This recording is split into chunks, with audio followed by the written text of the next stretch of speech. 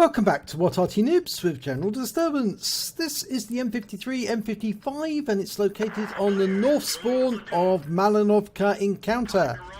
And the name of the commander is Goliath Killer 1 and battle has started. And he's just platooned, so he's off to find his firing position.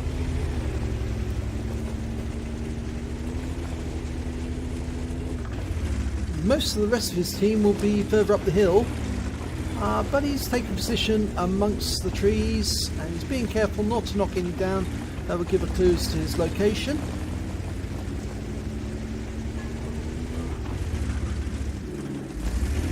Okay, I think that's going to be his firing spot. Now he's using the 8-inch howitzer, that means he's got the M55 used by the US Army. Now we've got a Leopard prototype, a Striv 103B and a Centurion, and that round splashed the Striv for 346 hit points straight away. Good strike. Now what's going to be the next target? He's got 35.44 seconds for a reload, so he's got a very good crew. Say the M55 uses the same chassis as the M53. It's actually from taken from a Patton tank, the M46. He's loaded. Unfortunately, that object 140 is way too close. Oh, and he actually does damage to both vehicles. 480 hit points to the Centurion, though, the Action 10. But that means he will get a fine at the end of the battle for damaging his own teammate, the Object 140, because he did splash the Object 140. I did say sorry in chat, sorry Object. I think he realised too late that, yep, the Object 140 wasn't going to pull away. He was actually face to face with the target and he didn't want to pull away. But we've got a KV4 as the next target and he's hiding on the rock over on the east side of the map. Round out. Direct hit onto the engine bay, 375 hit points. Or was it the engine bay? No, it's not. It actually went onto the front. That KV4's the wrong way round. I just noticed that. Okay, and that shot went on to the T-34 from one of his teammates, the T-54, I think it was. And he's now going to aim up at the top of the hill. And the turret's swinging around, and of course the M55 rather, is one of the few Artys that does have a turret. Aiming for an E75 and a T95. Rounds out. Should be a good hit, this. Yes, it is. Right onto the E75 for 504 hit points, and it stuns him, but I think it also stunned the 705 in the process.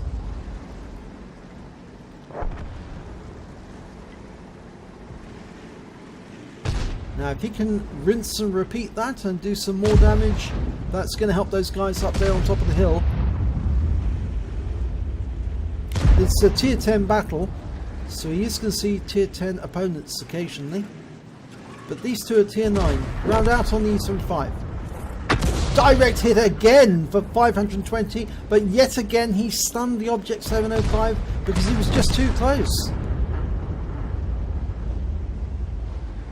It can't be helped in these situations. You're aiming at the target, you know you have to destroy for your teammates, but if they just get too close to it, you have to take the risk sometimes and take the shot.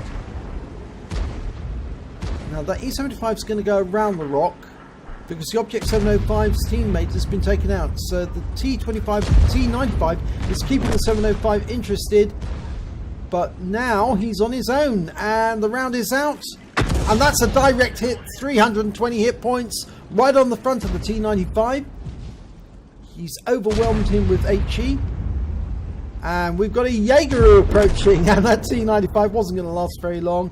And now he has been taken out by the 705.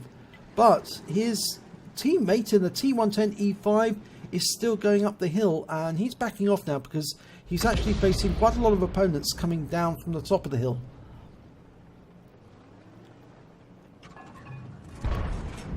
As they say, discretion is the better part of valor, and he's retreating. Oh, no, too late.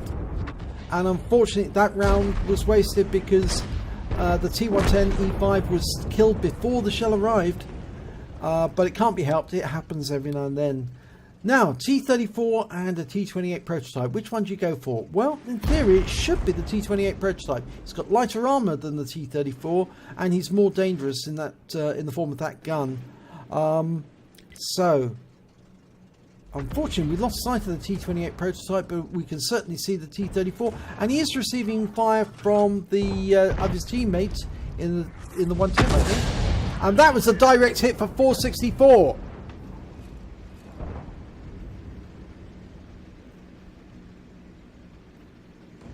Well, it's not the 110, it was the T-54 who did that hit from the other side of the hill. Almost reloaded, but we've lost sight of him. So the guys on the hill need to come down the hill quickly, get to the rock and spot the T-28 and T-34. They might also get sight of that Leopard prototype.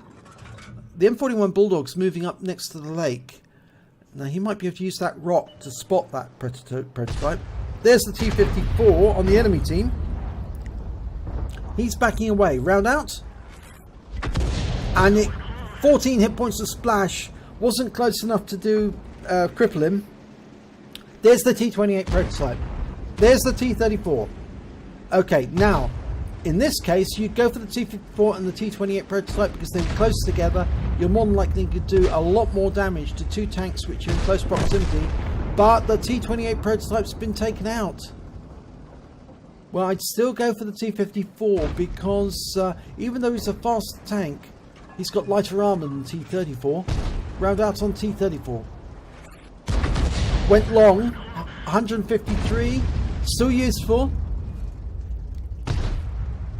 That T-54 is pumping out a lot of rounds.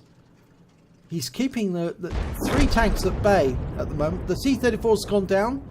We can't see the T-54, but he's still there. Using the trees for cover. Now they've got 4 tank advantage at the moment, and here's a strip, and he's just been wiped out. There's the T-54. And he's not gonna last long now. He's got him by the rear. And yes, he's gone down. T-125 got him, but that round unfortunately was aimed at where he was going to be, and he didn't get there. Okay, another T-34 further south.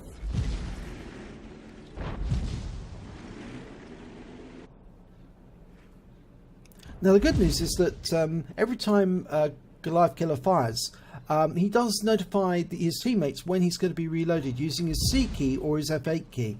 And that is very helpful, and something I do as a regular basis. You not only indicate your target with the C key, but you hit the C key to tell them when the next round is out. The Jaeger is saying don't cap.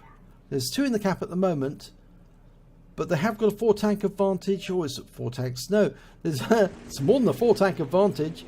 Got an overwhelming advantage now. They've got a 3 tank advantage now, unfortunately. And that, no, it's back to, it's back to 4.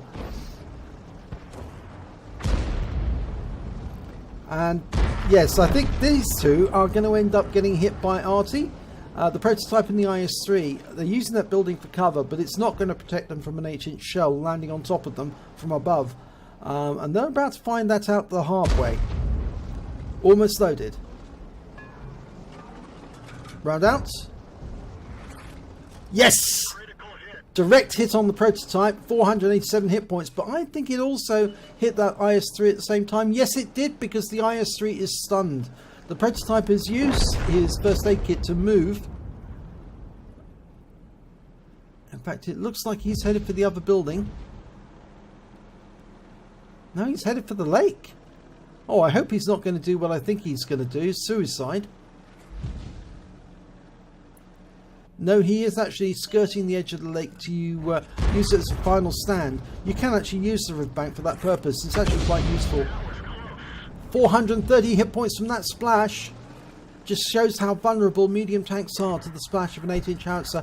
And that prototype has gone down, which means there's only one enemy remaining, and that is a Lorraine 155-51. But we haven't seen them yet. Probably in this corner. Almost loaded. It's almost at maximum range as well. You can see that the reticules actually become ovoid, and that normally happens when the target's at maximum range. Compresses the reticule. Right, well, they've got a teammate in there, and he still hasn't spotted the Lorraine, which tends to make me think he's relocated, and he might be up this end of the map. He might be up at the end where Goliath Killer is. He might have run away, because the Lorraine has got quite a fast speed, so he can relocate very, very quickly if he needs to. 60 kilometers an hour it'll go.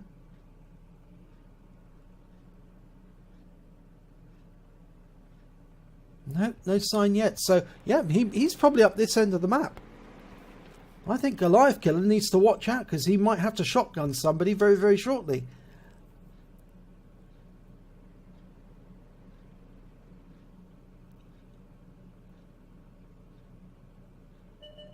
There he is. Yes, he did move. And he's holding a defensive position. I must have been backing away virtually all the way. But he's gone into that slight dip next to the river. He could turn tail and run from there, but I think he's going to make a last stand on that corner. And Goliath Killer's going after him as well. I think he wants the shotgun. Well, I don't think he's going to get there in time. No. Unfortunately, the Borsig got there first. And that's the end of the game. It's a win. So let's have a look at the end of battle stats, see how we got on. And it's an ace tanker for Goliath Killer 1 in the M53, M55. He also picked up a Bruiser medal for getting at least 5 critical hits. He got 17. He picked up a Gore's medal for doing more damage than 10 times the hit points of his own vehicle. But best of all, he got a Confederate, because he hit more of the enemy than anyone else. And in fact, actually, he didn't get any kills at all, but he did hit a lot of the enemy. Now, let's have a look at the team score. Well, second highest damage, 4,374 hit points. He's well down the table when it came to kills, unfortunately, because he didn't get any. But when it came to base XP, he was right at the top of the table with 1,146. Now, the detail report, and this is where it gets rather unfortunate.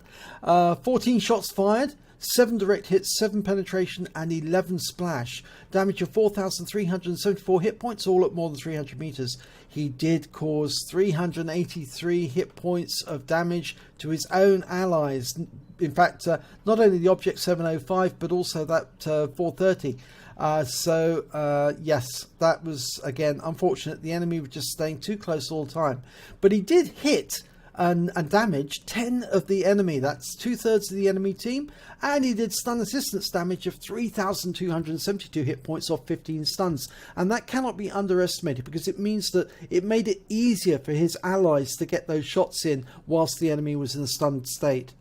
On a standard account, he earned 47,064 credits. I mean, I think somebody would be very happy with that on a premium battle, let alone as a standard earnings.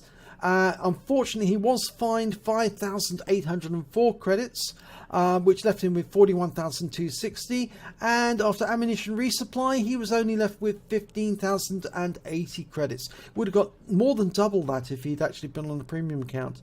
But we can't have everything. He received 1,146 base XP, but he was fined 1 XP for damaging his allies, and it was ×3 to the first victory of the day, so he took away 3,432 XP altogether. But it's a pretty good result, really. I mean, an ace tanker cannot be ignored. Neither can the fact that he got a Gore's medal and a Confederate, and it was a reasonable result, and I think a lot of it was down to the fact that he did put in a lot of fire to keep the enemy stunned and therefore help his teammates to overcome the enemy.